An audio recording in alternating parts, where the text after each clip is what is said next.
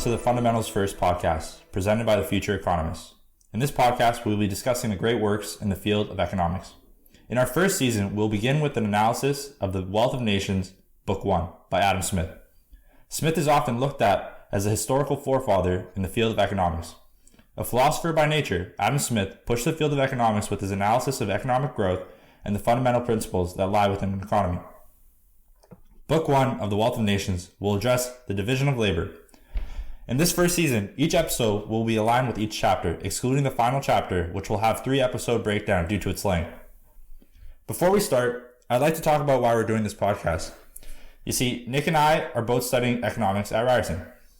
For us, this is an opportunity to learn more about the field while also being able to share what we've learned and really look back on it with a sense of gratitude. I know for myself personally, I couldn't confidently say I understand the field of economics if I wasn't able to look back and learn from those who paved the way for me and this field of study.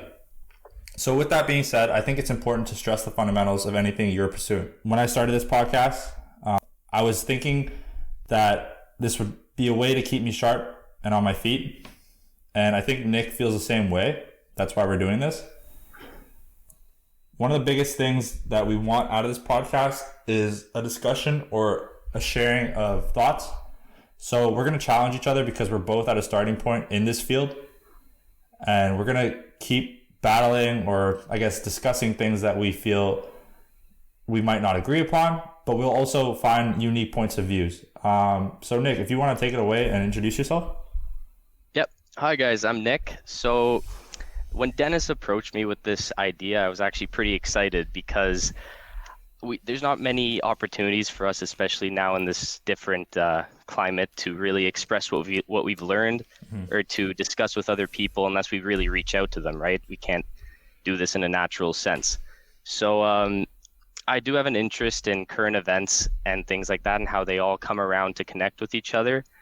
And, especially like starting to learn about economics, it really did come together, like with everything connecting, especially learning about macro and how when the coronavirus started and the market crashing, it was very interesting to learn as things were happening. So like Deniz said, it'll be an opportunity to really discuss what's going on and try and apply our knowledge.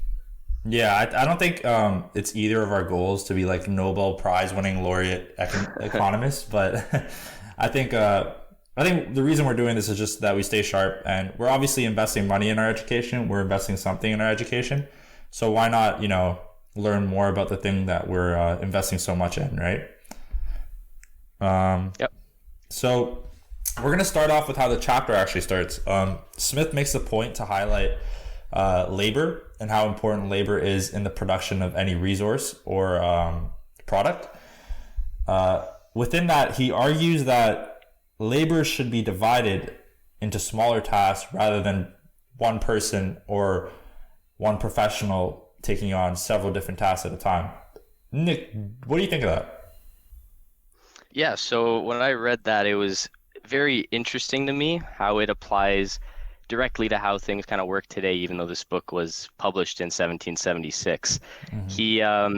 So I like to think of an example, like if you're working at a shop and there's one person trying to do a task or close the shop or whatever, and they're not going to be nearly as efficient as if there's like 3 people doing all those tasks at once, and they can get those tasks done very much more quickly because obviously there's a lot more people involved.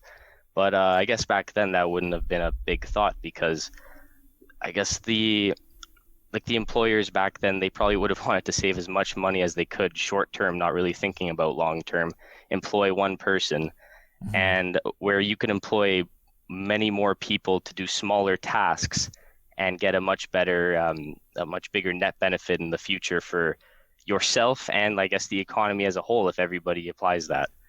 Yeah, for sure. I remember when I first started reading this chapter, the idea of like dividing labor into smaller tasks seems so commonsensical to me. I don't know why. Yeah.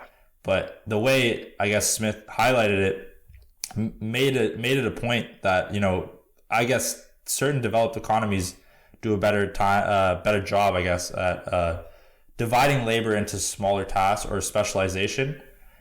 Because we can see today that less developed economies really struggle in the point of efficiently transporting stuff, manufacturing stuff, and as a whole, really just getting productivity moving fastly and efficiently. Yeah, so I like to bring up the example of like how China involved that when they were very quickly industrializing their country in the 20th century. Mm-hmm. Um, they expanded so quickly using that very general premise of that to use a lot of laborers to complete like small tasks, menial tasks, and Mm-hmm. it got their country to where it is today Mm-hmm. very, very, very quickly, as opposed to how the rest of Europe and the Western world did it. Yeah, for sure. I mean, I think we should highlight with Maoist China to a certain extent Hmm. that the economy and the system in which the political economy is under really matters a lot because, Yeah. especially with that case, in Maoist China, because it was such a communist country and very socialized, the economy wasn't as free market as, let's say, capitalistic economy, Yeah. sorry. And that really deteriorated any ability for supply and demand to work efficiently because I guess you could divide labor and produce certain things that the government wanted, but the government and people in and of themselves don't have a complete understanding of how the economy worked as much as they'd like to say. And it's very free flowing, and there are random variables in any economy. So there was a lot of famines in Maoist China that really it highlighted how inefficient the allocation of resources and goods were, although very productive. Which is really weird to think about, you know. It's ironic that Hmm. you know you have such a productive economy, but the productivity is kind of deteriorating its mantle or its potential. Yeah, like in the book when he mentions the mercantilist economy, it kind of reminds me of that as well. Like these people were working for the government, and the government was pretty much accumulating wealth in communist China. Mm-hmm. So I like to highlight the transition from mercantilism, the mercantilist economy, to like the capitalist circular flow economy. Mm-hmm. So I guess back then they pretty much only cared about the accumulation of gold and silver and didn't understand at all how the economy worked, how like money transfers worked, how everything kind of flowed in on itself and back all around to everybody, even like to the lowest castes of life, the lowest I guess what the lowest people in the economy, people that were making the less. Or the least So with this output, yeah. transition, sorry, go ahead. Yeah, the people with that, you know, put out the least output for an economy. Yeah. Everyone can, in this new, I guess back then economy, new idea of this economy. These people, everybody could benefit from what everybody was doing, especially when you had all these people working for all these small tasks to greatly improve the economy. Yeah, for sure. And you know, this really makes a point that you don't really see an understanding of financial literacy at any point in any time period for any economy. Because I think to a certain extent, like you were highlighting accumulation of gold and silver, and this was at a time when barter was just ending, right? And you know, Yeah. people didn't understand what gold and silver's utility was, and it's still a hot topic today. What is gold and silver really useful for, right? Yeah. And then Oh, even you're right. yeah, even now today, I mean, like I know myself What personally. do we use it for? I mean, silver we probably use a lot more than for gold, but you know, Yeah. I think even now today we see people growing up. I myself am one of them that don't have an optimal understanding of financials or any financial literacy, and you know, it can be very difficult to really see how things move, how an economy moves, because we think at such a linear level just as humans, I think, and it doesn't really give a sense of how the whole system works, right? Yeah. Um, I don't know if you wanted to touch upon like the point that we're all did he say we're all inherently lazy? Yeah, Adam Smith? yeah. I'd say he assumed that. I wouldn't say he would explicitly He say assumed. that. He assumed that. Yeah, yeah. I mean, I'll go ahead. You know, Adam Smith made it a point to say it's like one of the reasons of his argument is, it's easier to split people up and let them focus on one task than have them working at several tasks at once, because they're just going to find ways to be lazy within the transferring of that task. So, he gives an example of a farmer. Farmers have very different tasks within their farm, and you'll find transitioning from one task to another often causes latency issues, and it's very difficult to efficiently work or produce any type of output or resource when you're constantly transitioning to another task, right? Yeah. That was his second point.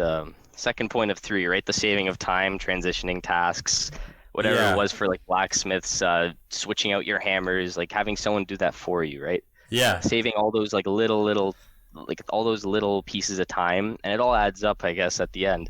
Exactly. But what were his points? What were his points for exactly? The 3 points. Okay, so yeah, we should highlight the 3 points that Adam Smith made. The first point was dexterity.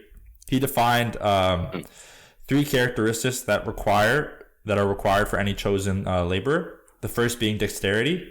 Dexterity he defined as someone being skilled in performing tasks, especially with their hands. The second being the shortening of passing time, which we just touched upon. So this point is actually quite profound, as we mentioned, because it's still relevant to a lot of the industrial necessities of today. It's still a hassle and a problem in any company or economy to transition from one task to another within the production of some type of resource or good.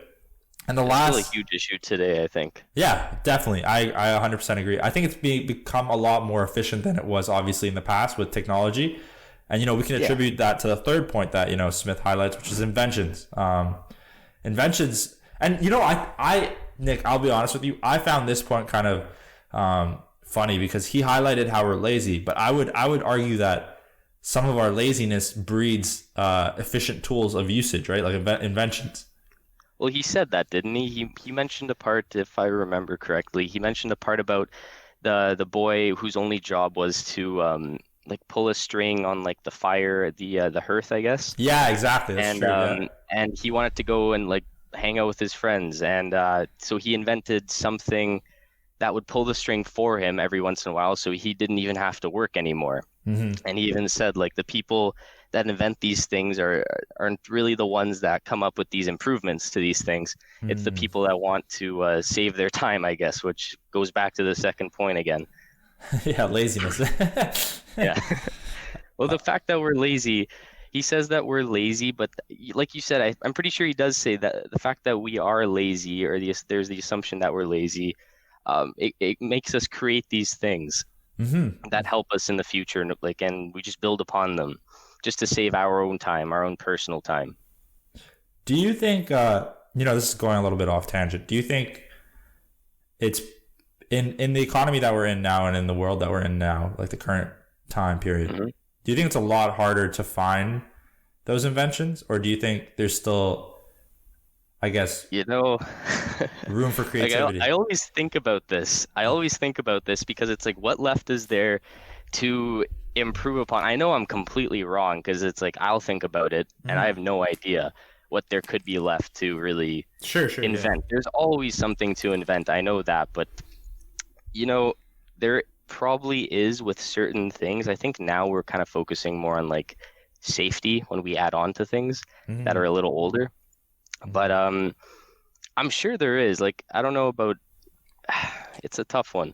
Because I know there can be. It's just I don't know how you'd go about that now. Depends on what industry, I guess, too, if you wanted to add. Yeah, I mean, for sure. That's a huge point, right? What industry we're talking about? Because if we're talking about automating a lot of these tasks, you're seeing these things happening before our eyes, right? There is automated driving. You don't have to drive a car anymore. And I have reason to believe that sooner rather than later, we're going to see that no one really needs to drive. It's going to become what manual driving is to automatic drivers, right? People who drive will be a unique asset, and they'll have a luxury rather than a need. It's interesting to think about. You also, I was speaking when I was speaking to you the other day. You mentioned Tesla, the Tesla factories. They Hmm. don't rely on like an assembly line with people anymore. They use it's fully automated, Yeah, right? yeah. Hmm. So, like adding to my point before, like what is there left to improve on? Like it's not going to be like in the past where it's a kid adding like something to a string to pull the lever up to the fire. It's going to be something that's going to take a lot more work. It's not going to be something as small as that, as menial as that. But Yeah. there is other things to improve upon, obviously, like you said. I The think Tesla thing is cool. that that is definitely cool. I think Adam Smith's point about laziness breeding some type of creativity than invention. I think Hmm. now we're coming to a point where it's more. I mean, you could still find laziness breeding some type of new invention, but I think now more than ever, curiosity is the biggest thing to have, especially in inventing things. Yeah. And you should always that's the thing, right? In today's climate, in today's time, I'd say point number one, dexterity is one of the least touched upon things in our economy, like especially well developed economies. I don't think a lot of people Like are. improving, sorry, like improving your dexterity, like improving your skill Yeah, in what you do. yeah. Correct? I find Okay. myself. I find myself sometimes when there's menial tasks at home, like I guess building drywall or putting up fencing. Yeah. You find yourself stumped. You don't know what to do, and then you look to your elders, and they're like, "Oh, this is so easy for me. I've done this before." You know what I mean? And it's That's a good example. Yeah. yeah, it's just it's weird to think about. Like because everything's you don't want to blame it on automation, but to a certain extent, our whole economy is based upon the simple action of pressing 1, 2, and 3, and then everything goes right. Yeah, they say it's those damn kids and their technology. Yeah, yeah. I mean, that's the thing, though. Technology has always existed. We've become the tool rather than the user of the tool. How about technology taking jobs? Like at the Tesla factory, for example, he could have Elon Musk or whoever's managing the factory. Hmm. They could have employed so many people to make those cars, but I guess it's just much more faster and cost effective to use robots. If you look at long run, like maintenance costs, whatever, Yeah, than to pay for sure. someone a wage or a salary. Yeah, and that's the concern around, I guess, Tesla, because like, is their company going to be all that it's valued at to be, in the stock market, obviously, but Yeah. they've revolutionized the supply chain, which could be like a huge industry that hasn't been touched upon in manufacturing of cars, right? So that can be a huge thing that they could sell. It could be a selling point of that company. Anyways, we're Yeah. getting off point. Yeah. uh, I think it says a lot if such an old piece of text can still relate back to today. Wouldn't you agree? Yeah, like he makes an example about technology. He uses like the horse and plow or trough or whatever it was. Mm-hmm. And before reading that, you'd think this book was written today. And until you get to that part when he's like new technology such as the horse and plow, whereas Mm-hmm. before people would have done it. Like reading it, he even like cracks some jokes. It sounds like he's just like talking in this book, Yeah, for but sure. it is very interesting. It does sound like he's having a dialogue with himself in many ways, and I think that goes back to him being a philosopher. Like he didn't look at the way that people work as something to ignore. He definitely looked at it as a system that he can analyze, and he put it in a text. And from that, yeah. Just this chapter has me very excited to see what else he has forth, right? Yeah, it is interesting. He was a moral philosopher. He wasn't an economist. I guess that didn't even exist back then. Yeah, I mean, a lot of people attribute him to being the forefather of economics, like I said before. So, I mean, It's cool. it is cool. I think that's where we should wrap it up. It's time. Yeah, I think I'd like to thank everyone for joining us, and we'll see you next week. Yep. Bye, everyone.